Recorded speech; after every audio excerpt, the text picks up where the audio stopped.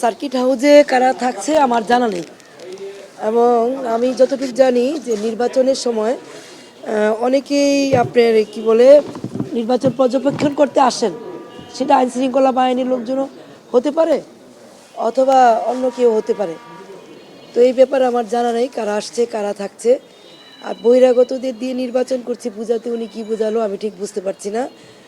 আমার সবসময় কিন্তু আমি বলেছি যে জনতাই আমার শক্তি।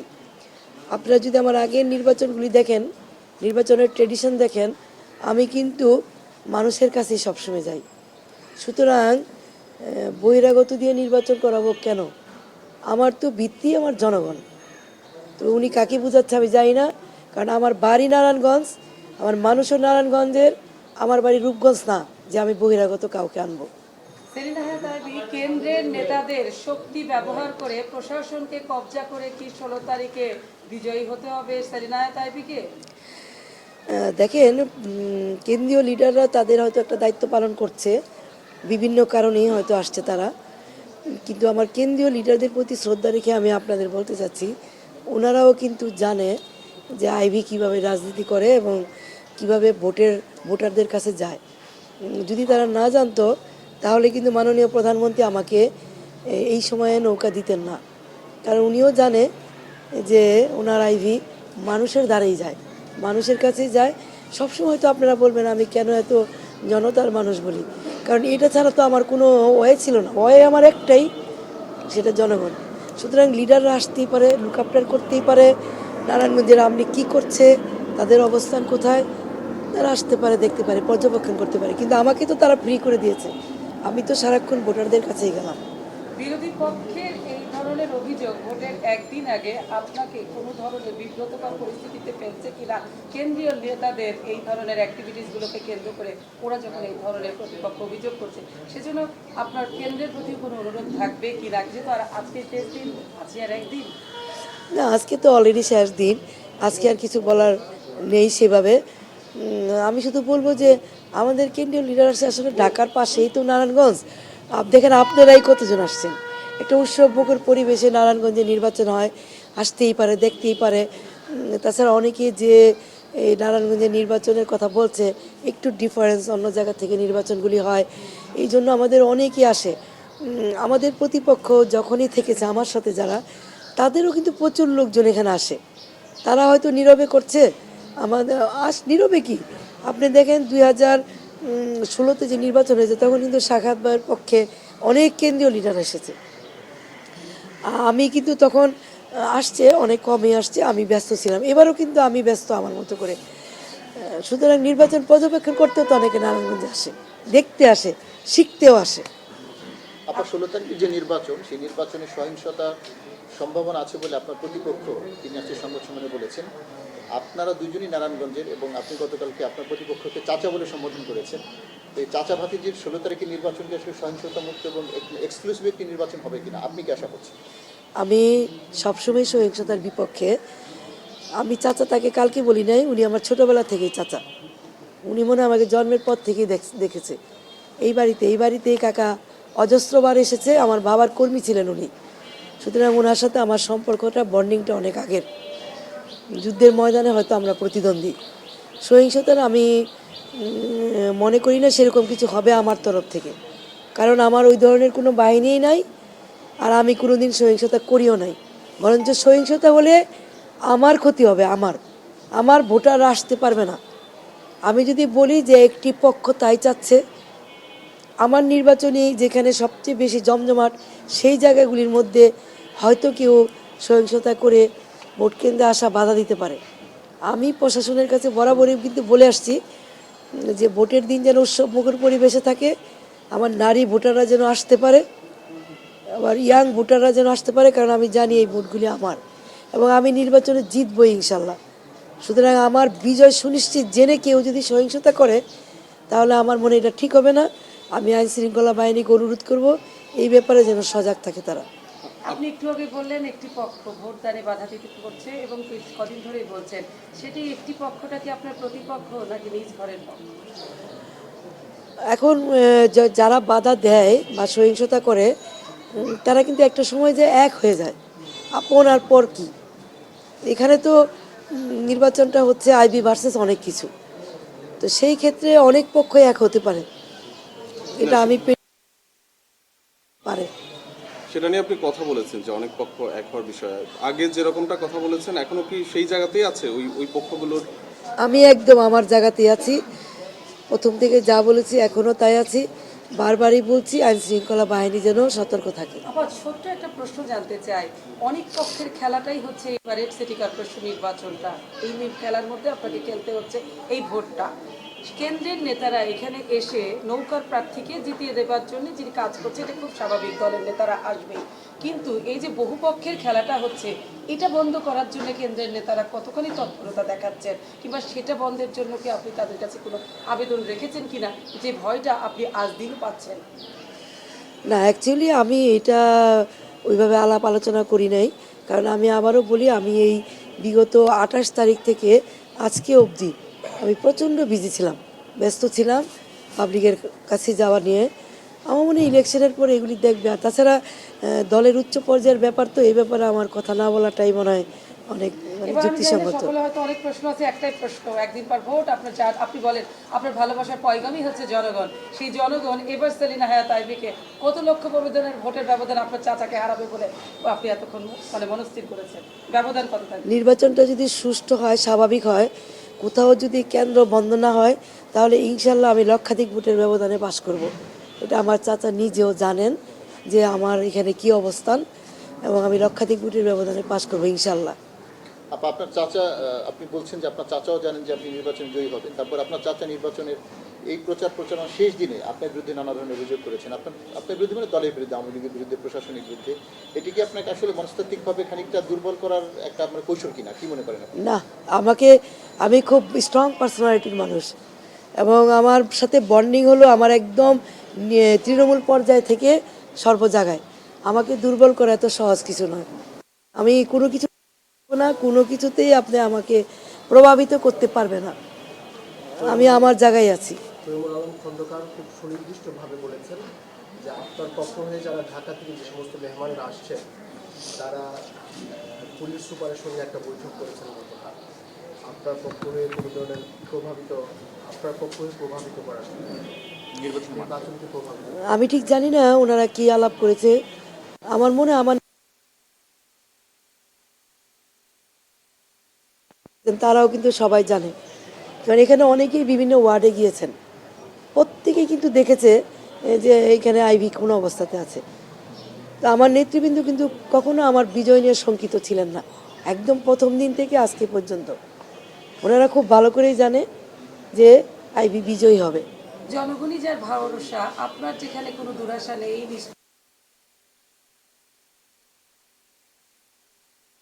সেটাকে আপনার কাছে মনে হচ্ছে না? ভোটটা তো দিবে জনগণ, কেন্দ্র কেন প্রভাবিত করবে? আপনি কি চেয়েছেন? না, আমার মনে হয় কেন্দ্রের লোকজন প্রভাবিত কাউকে করছে না, এটা কথাটা সঠিক না। ওনারা হয়তো অন্য কোনো কারণে এখানে অবজারভেশনে আছে, অবজার্ভ করছে যাতে এখানে কোনো ধরনের কোনো বিশৃঙ্খলা তৈরি না হয়, অথবা নিজ দলের মধ্যেই যে একটু প্রবলেম, এত বড় দল একটু প্রবলেম তো থাকতেই পারে। আমার মনে হয় তারা সেটাই অবজার্ভ করছে। ভোটারের মাঠে কিন্তু ওনারা যে কখনো মানে নেগেটিভ কোনো কিছু বলে নেই।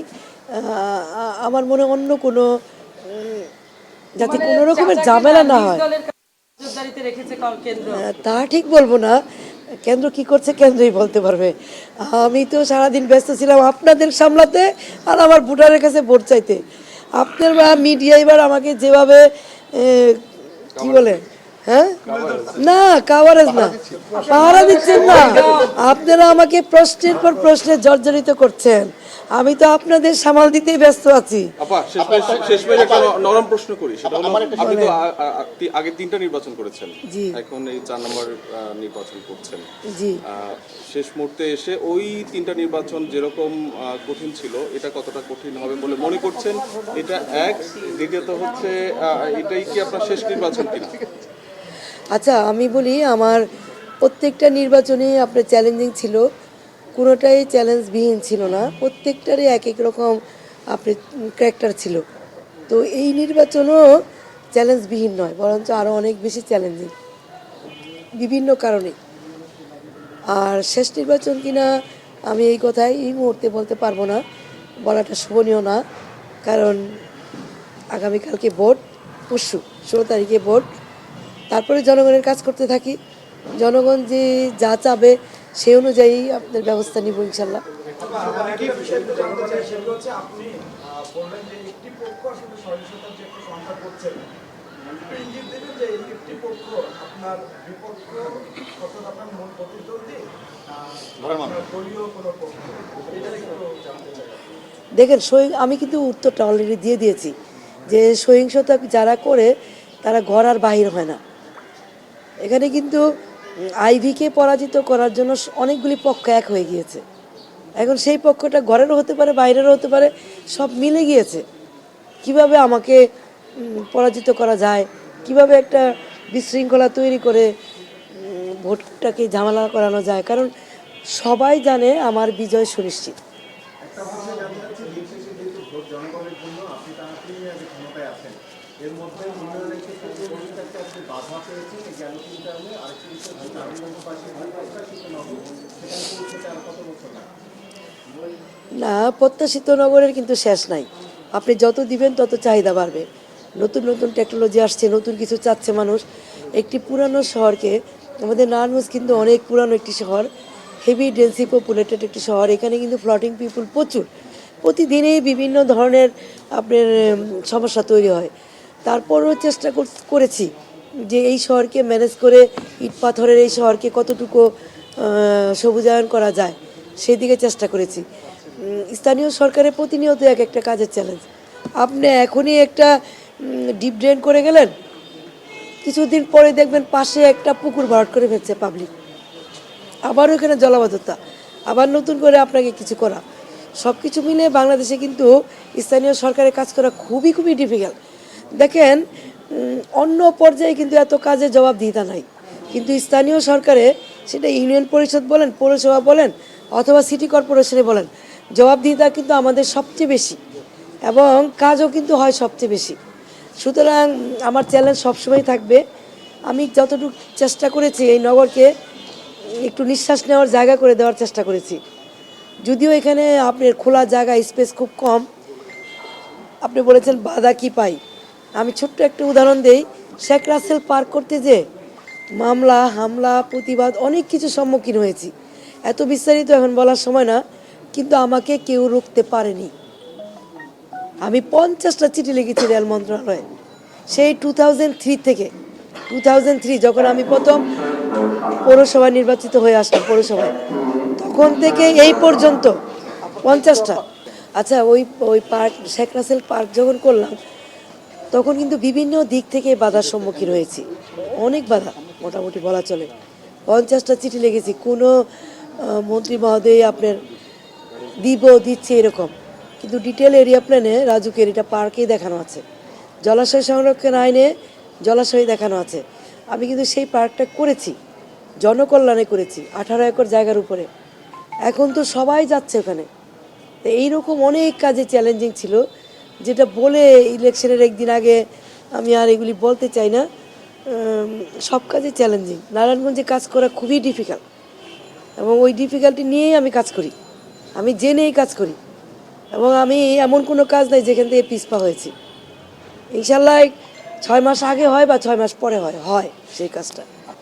নারায়ণগঞ্জ শহরে কিশোর গ্যাংয়ের অভাব নাই। হুন্ডা মহড়া কালকে রাত্রেও দেখলাম, আমাকে একজনে ভিডিও করে পাঠিয়েছে। 18 নম্বর ওয়ার্ডে হুন্ডা মহড়া দিয়ে নৌকার ভোট চাচ্ছে। আমি নেভার এভার হুন্ডা, আমার গাড়ির সামনে দুটো হুন্ডা থাকুক, এটাও আমি পছন্দ করি না।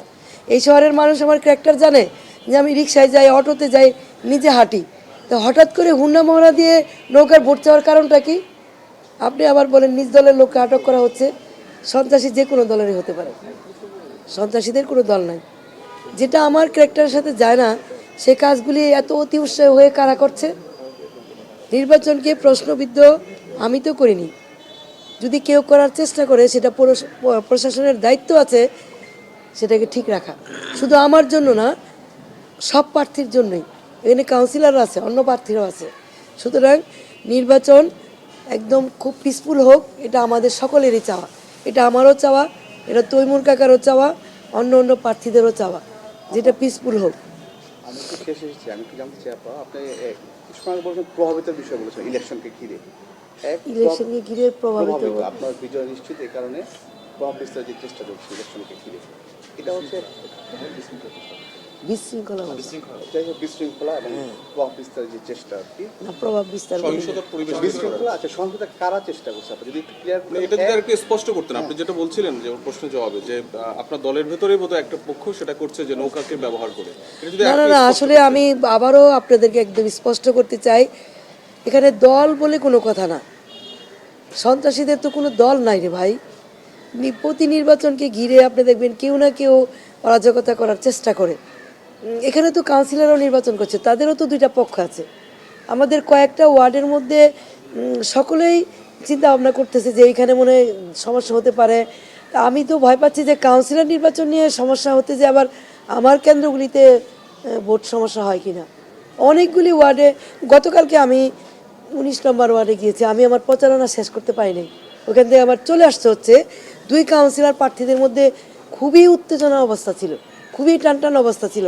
ওয়ার্ড নম্বর 19, আমি শান্তিনগর পর্যন্ত যেতে পারি নাই। আমার হাজার হাজার ভোটার এখানে অপেক্ষা করতেছিল আমার জন্য।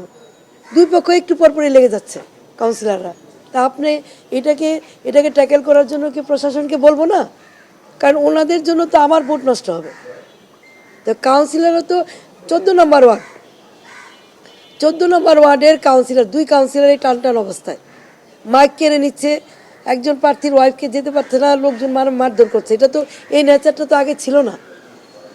সেই কথাগুলি আপনাদের বললে আপনারা বারে বারে ঘুরে ঘুরে শুধু আমার দলের দিকে ইঙ্গিত করেন। আবার একটা কথা বল, চাচা আমার মুরব্বী, অনেক সম্মানিত ব্যক্তি। আমি কোনো প্রেডিকশনই করতে চাচ্ছি না চাচার বিরুদ্ধে। আমি বিজয়ী হব, আমার চাচার সাথে আমার সাক্ষাৎ হবে, আমি তাকে নিয়ে কাজ করব। এবার আমার একটা প্রশ্ন আছে। কালকে একটা ভিডিও দেখলাম, অনেক ফেসবুকে আছে, যে প্রভাবিত করা হচ্ছে সংখ্যালঘু সম্প্রদায় এবং তাদের কাছে দেখা গেছে গীতা নিয়ে তাদেরকে সেখানে ছোঁয়ানো হচ্ছে এবং সেটা আইবির বিরুদ্ধে সেটা গেছে, এরকম সাউন্ড আমরা দেখলাম ওখানে। এই যে সংখ্যালঘু বিভিন্ন জায়গায় প্রায় 70,000 ভোট দেওয়ার মধ্যে সংখ্যালঘু, তো এই জায়গাতে সংখ্যালঘুদের উপরে গত পরশুদিন থেকে যেভাবে প্রভাব বিস্তার হচ্ছে এবং ধর্মগ্রন্থ নিয়ে আমরা ভিডিওতে দেখলাম যে ধর্মগ্রন্থ নিয়ে তাদেরকে বলা হচ্ছে আইবিকে যাতে ভোট দেওয়া না হয় বা কোনো প্রার্থীর পক্ষে, সেটা আপনি কীভাবে দেখছেন? না, এটা তো কোনো ভালো ব্যাপার না। আমিও ভিডিওটা দেখেছি। সেখানে একটা কাউন্সিলরের জন্য সে গিয়েছে, লিটন সাহা, এটাও সে ঠিক করে নাই। এবং আমি যতটুকু জানি তারা আমার অপোজিটেই কাজ করছে। আসলে ধর্মগ্রন্থ ছুঁয়ে বা যাই বলেন না কেন, এইভাবে প্রভাবিত করে ভোট নেওয়া যায় না। ভোটাররা, সে হিন্দু হোক আর মুসলমান হোক, তারা অলরেডি সিদ্ধান্ত নিয়েছে কাকে ভোট দিবে এবং তারা ওই সিদ্ধান্তে আছে। তবে এটা খুব খারাপ যে আপনি যে ভয়ডর দেখাবেন এবং যেখানে গিয়েছে সেই জায়গাটা রেলি বাগান অথবা সুপার করলেন সম্ভবত, এরকম কোথাও হবে। ওইখানে মানুষ একটু এরকম নেতারা গেলে না ভয় পায়, একটু ভীতকর অবস্থার তৈরি হয়। আমি এই জন্যই বারবার বলছি যে এই ভীতকর অবস্থাটা যেন কেউ তৈরি করতে না পারে। সে হোয়াটএভার যেই হোক না কেন, সে কোনো দলের বড় নেতাই হোক অথবা কোনো সন্ত্রাসী হোক, তাকে বাধা দিতে হবে। প্রশাসন এটা দেখার দায়িত্ব তাদের। আচ্ছা আবার সব কথা গেল, টাকার খেলা, এটা পুরনো একটা ব্যাপার সংস্কৃতি এবং এইবারও হচ্ছে। আমরা পাবলিকের সঙ্গে কথা বলেছি, তারা বলছে যে টাকার খেলা হচ্ছে এবং বাইরে থেকে, ঢাকার বাইরে থেকেও টাকা আসছে, এই ধরনের অভিযোগ জনসাধারণ করছে। তো নির্বাচনে, নারায়ণগঞ্জের নির্বাচনে টাকার খেলা বিষয়ে আপনার কি পর্যবেক্ষণ আছে? এবার আমি আপনার মতো শুনেছি যে বিভিন্ন জায়গায় এরকম টাকা দেওয়া হচ্ছে।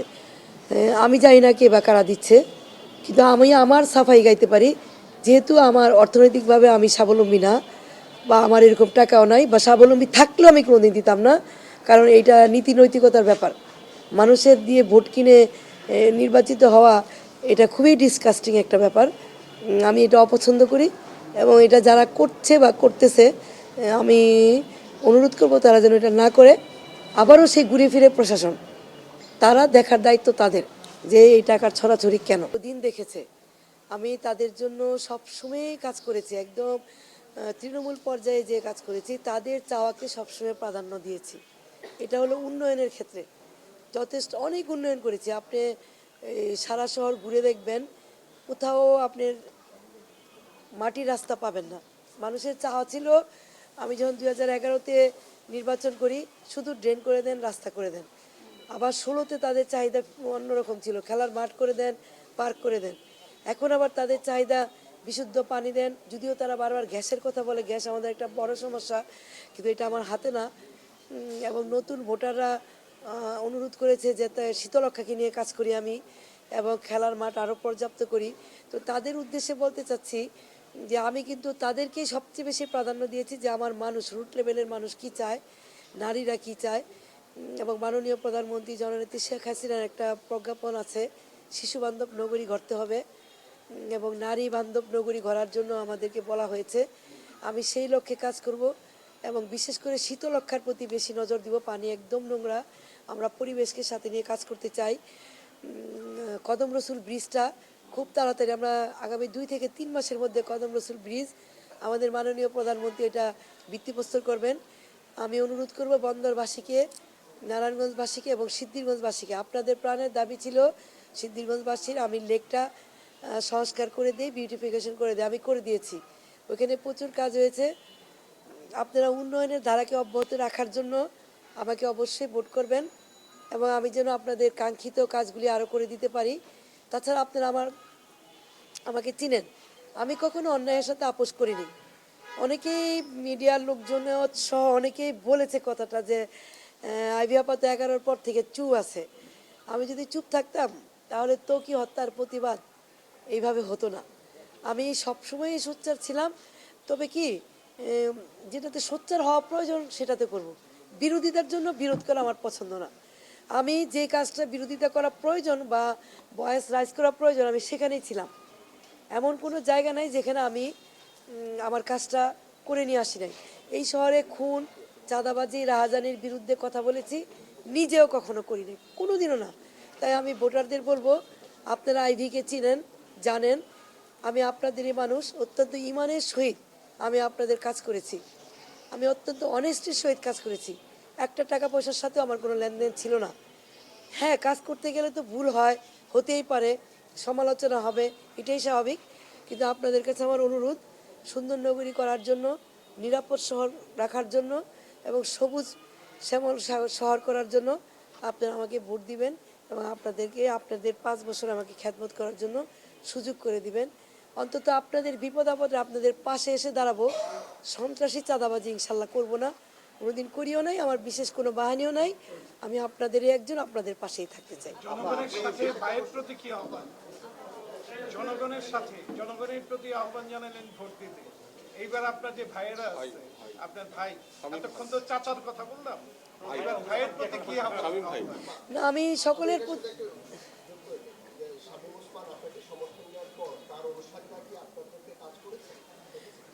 আমি জানি না কে কাজ করেছে বা করে নাই, আমার দেখার অবসরও ছিল না। কেন্দ্রের নেতৃবৃন্দ এখানে ছিলেন, তারা দেখবেন। আর আমি সকলকে আহ্বান জানাবো, সত্যিকার অর্থে যারা শেখ হাসিনার কর্মী, বঙ্গবন্ধুর আদর্শের অনুসারী, তারা আমাকে ভোট যেন দেয়। আর সকলকেই আমি আহ্বান জানাবো, আমি দলমতের ঊর্ধ্বে উঠে কাজ করেছি। আমি কখনো দলবাজি করি নাই ওই সিটে বসে, কখনো আমি ধর্মবর্ণ দেখি নাই, কে হিন্দু, কে মুসলিম, কে খ্রিস্টান, কে বিএনপি করে, কে জামাত করে, জাতীয় পার্টি করে, আমি এগুলি দেখি নাই। ভোটারদের কখনো আমি জানতেও চাই না সে কোন দল করে। আমি আমার দায়িত্ব ইমানের সহিত পালন করেছি। সুতরাং আমি সবার ভোট চাই, সবাই, শুধু একজনের না, শুধু আমার দল আওয়ামী লীগের না। আমি যেহেতু সকলের দলের ঊর্ধ্বে উঠে কাজ করেছি, সুতরাং আমি ভোট সকলের কাছে চাইবো। এটা আমার অধিকার, এটা আমার পাওনা, এটা আমার আত্মিক সম্পর্কের দাবি। আমার সাথে যাদের সম্পর্ক নিবিড়ভাবে গড়ে উঠেছে, আত্মিকভাবে গড়ে উঠেছে, তাদের কাছে আমার দাবি যে আমাকে আপনারা ভোট দিবেন এবং আমাকে খেদমত করার সুযোগ দিবেন। আপা, আপনি ইলেকশন এটা আমাদের কিন্তু 4টা হসপিটাল আছে মা ও শিশুদের জন্য। নদীর ওই পারে 2টা আছে, সিদ্ধিরগঞ্জে একটা, নারায়ণগঞ্জে একটা। এটা একটু ব্যাপকভাবে করতে হবে, দূর দূরান্তের থেকে নারীরা আসতে একটু সমস্যা হয়ে যায়। তো আমরা কিন্তু ইতিমধ্যেই 19 নম্বর ওয়ার্ডে একটা টেন্ডার হয়েছে, 8 নম্বর ওয়ার্ডে একটা হবে। আমরা 3টা করে ওয়ার্ডে একটা করে প্রাথমিক চিকিৎসা দেওয়ার জন্য মা ও শিশুকে প্রাধান্য দিয়েছি। 4টা কিন্তু হয়ে গিয়েছে, ট্রিটমেন্ট তারা পাচ্ছে। আর অনেকগুলি জায়গা এখনো হয় নাই, সেই জায়গাগুলিতে আমরা করতে চাচ্ছি। আপা, আমার একটা শেষ প্রশ্ন, আরেকটা কথা বলি, ইনভেস্টিগেশন যেগুলি করা হয়, টেস্ট করা হয়, সেটা কিন্তু প্রচলিত যে ল্যাবগুলি আছে তার থেকে কিন্তু আমরা 50% কম রাখি, 50% কম রাখি। এটা অনেকে হয়তো জানে না একটু। আমাকে নির্বাচনের পরিবেশ সুস্থ রাখার জন্য প্রশাসন দেখবে। আমার আমার লোকজন তো ব্যস্ত থাকবে ভোট দেওয়ার জন্য, ভোটারদের নিয়ে আসার জন্য। যাই হোক, এই নিয়ে এই যে বিশৃঙ্খলার কথা আপনি বললেন, আপনার যে অপোনেন্ট প্রার্থী আছে উনিও একই ইঙ্গিত দিয়েছে ইলেকশন কেন্দ্রিক যে বিশৃঙ্খলা বহিরাগতদের প্রবেশ। তো এক্ষেত্রে আসলে আপনি এবার ইলেকশনে আইন শৃঙ্খলা বাহিনীর উপর কতটুকু আস্থা? আমার আস্থা তো রাখতেই হবে, আস্থা না রেখে কোথায় যাব? আমার যেহেতু বাহিনী নাই, আমার আস্থা তো আইন শৃঙ্খলা বাহিনীর উপরেই থাকবে। এবং আমি জানি না আপনারা কেন এত পেঁচাচ্ছেন। আমি তো 2011 আপনি ক্লিপ দেখেন, ওইখানেও বলেছি আইন শৃঙ্খলা বাহিনী। 2016তেও আমি আইন শৃঙ্খলা বাহিনীর উপরে ডিপেন্ড ছিলাম, মানে সহিংসতা এড়ানোর জন্য। আর ডিপেন্ড ছিলাম জনগণের উপরে। জনতার শক্তির উপরে কোনো শক্তি নাই। সুতরাং জনগণ এবং আপনার আইন শৃঙ্খলা বাহিনী কোনো ধরনের সহিংসতা হলে তা রোধ করবে, এটা আমার বিশ্বাস।